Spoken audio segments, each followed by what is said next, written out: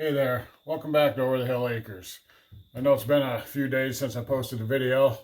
I've been battling the dreaded kidney stones, and trust me, I wouldn't wish that on my worst enemy. Kidney stones have got to be the most painful thing I have ever been through.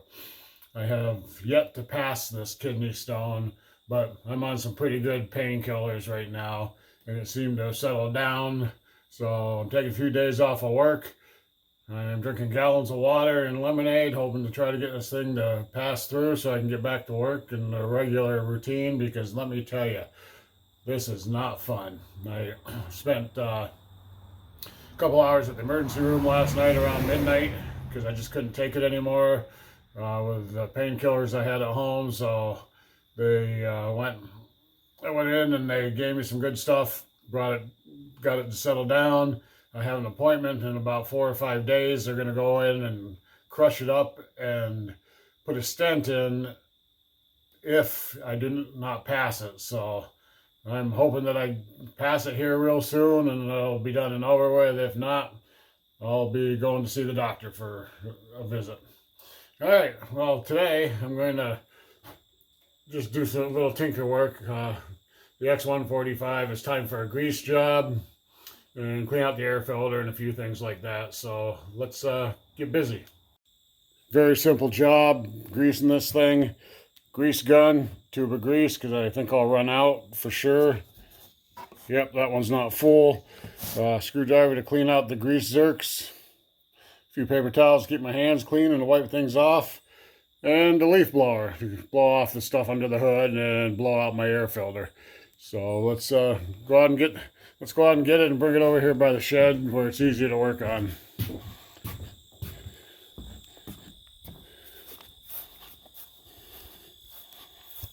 Okay, let it warm up just a minute, then we'll take it on over there and check it out.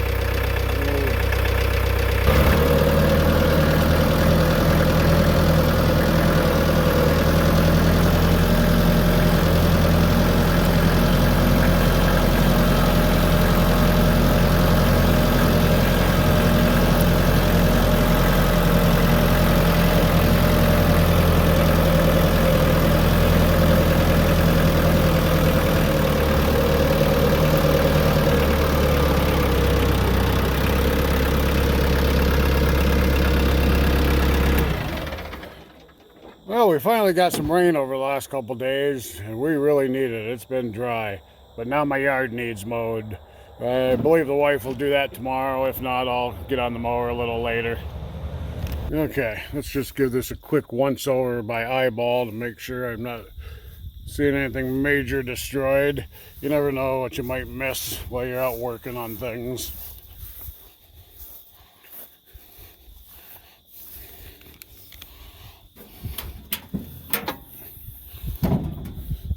Oh yeah, radiator definitely needs blowing out and cleaned out. That's dirty, kind of dusty under there. We'll blow out the air filter. Everything is looking okay on there. I don't see anything broken and hanging or anything like that. So I just like to give everything a quick once over. And now we'll get it greased.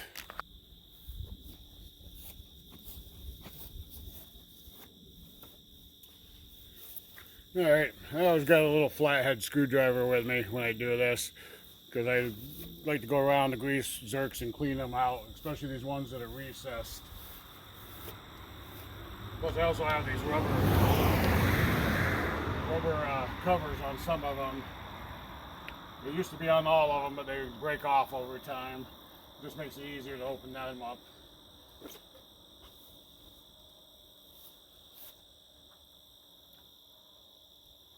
So I just got a manual grease gun.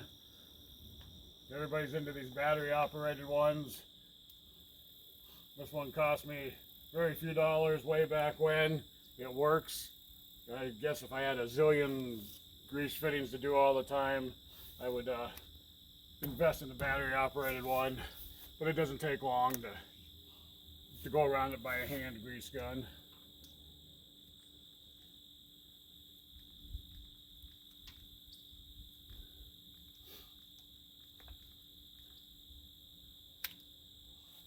You'll want to get 4 or 5 good squirts in each one. I like to get it, you start putting grease in until the grease starts coming out on the other end. So, this is where the screwdriver comes in handy. These ones haven't been, these ones are exposed to the dirt and stuff all the time. So you gotta just take that screwdriver in there and run it around, clean out any dirt and stones so the end of the grease gun can get in there all the way.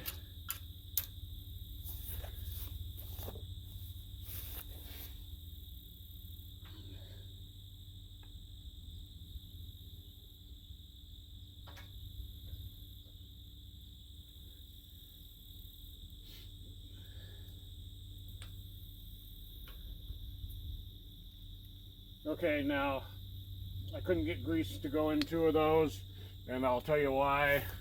It's because the weight of the loader is putting pressure on it, so the grease won't go by the grease fittings. I'm going to let the loader all the way to the ground, and those will take grease no problem.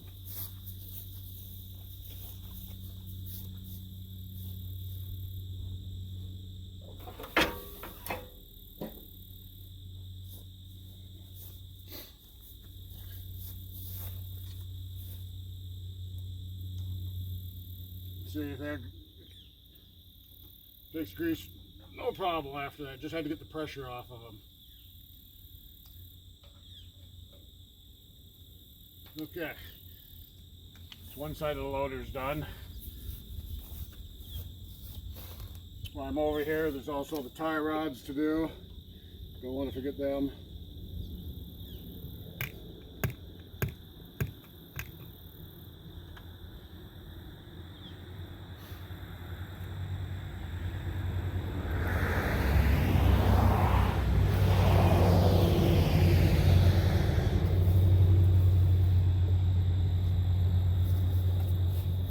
Okay, so you pop these rubber caps off like that.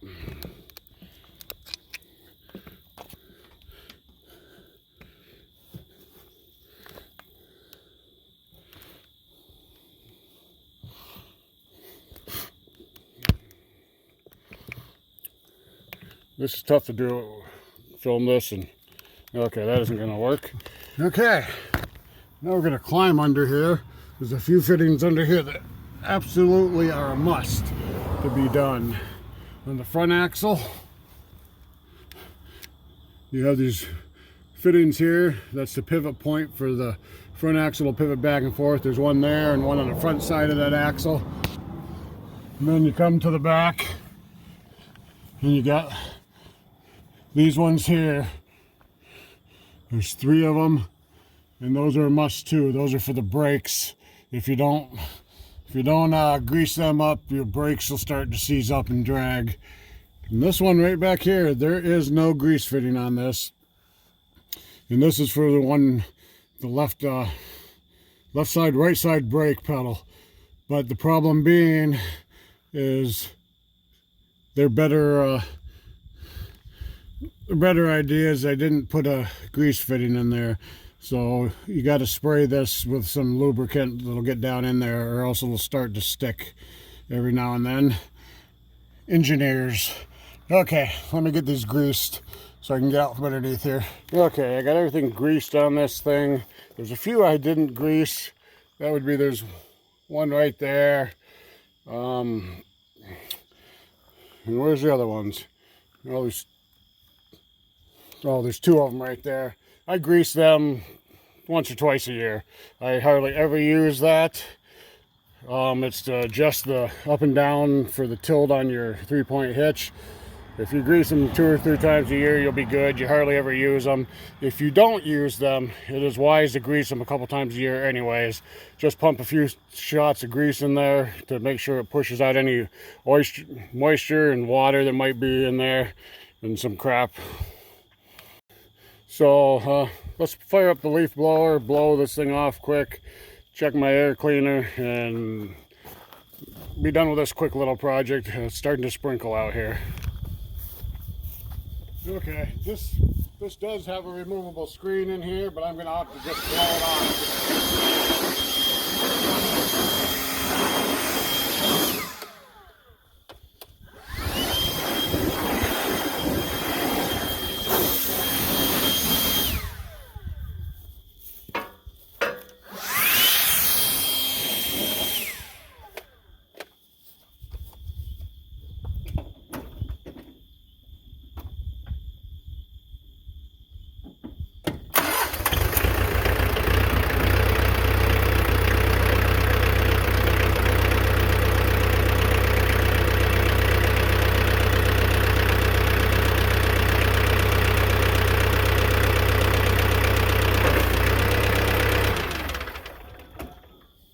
So much easier to do this air filter was with the loader up in the air.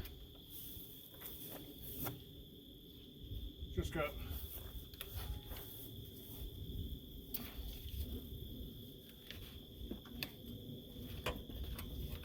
three little snap gizmos here. Okay, so you just take off these two rubber straps quick. It makes it so much easier. Once you pull the air filter away from there, you can take those off. Oh yeah, that's getting pretty dirty. This is the outer filter. It's getting pretty nasty, if you can see that.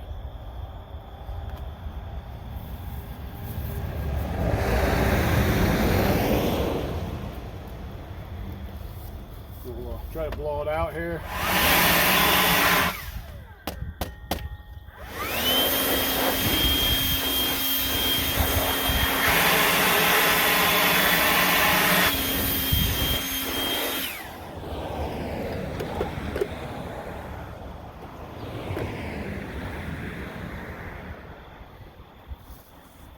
Looks like it's time for a new outer filter.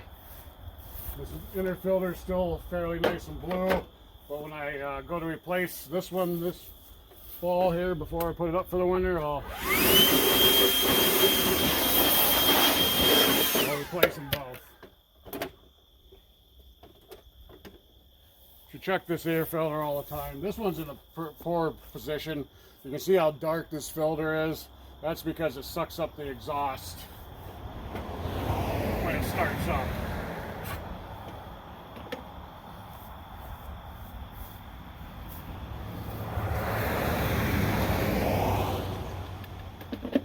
I don't have a problem mentioning the faults of this tractor. I get a kick out of people sometimes. Oh, you get what you pay for and all that other stuff. Well, I hate to be the bearer of bad news. But even the big brand name makes like John Deere and those guys, they don't have the best setups half the time either. There's always little glitches that aren't exactly right. This tractor does what I need it to do. It runs good. No major issues. They're all going to break down. I don't care what you buy.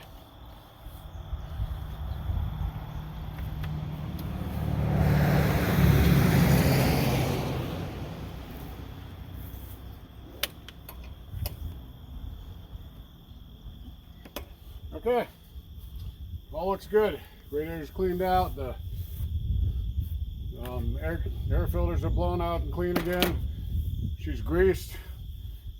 We'll get done with the fall work, and then we'll give it a good service just before winter. Change the oils, the air filters, grease it again, and we'll be ready to put the plows on and put the back blade on and get ready for snow clearing weather. Not looking forward to that.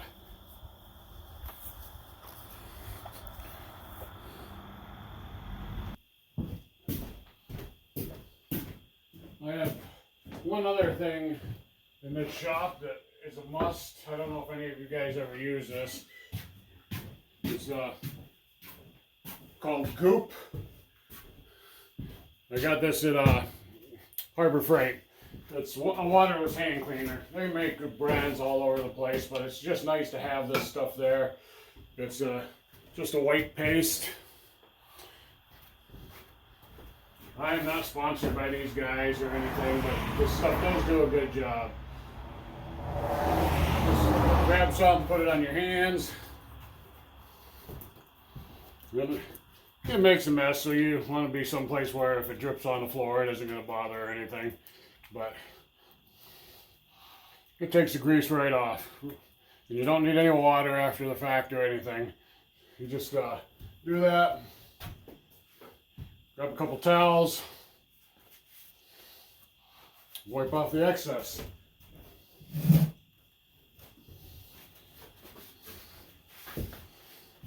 It's actually pretty good stuff. I like it. You know, when I go in the house, the wife won't shoot me because I'm grabbing a hold of doorknobs all greasy or anything. I can just clean them off out here. Real simple, done and over. Just like that. Very clean. Grease is all gone.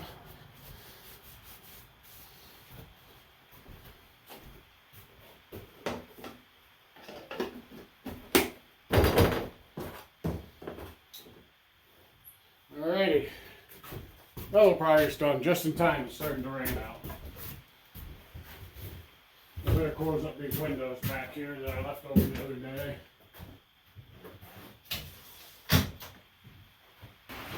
Just in time. I don't know if the camera's picking that up, but it's starting to rain a little. So it'll be nice when I get the shop done up on the hill there. I'll be working on that this winter. That'll be a lot of my videos for my project videos for winter time. Okay, well, I suppose that's going to be it for this video. It's need to go in and relax a little bit. Last night was a long night for me with being in the hospital for this kidney stone and everything.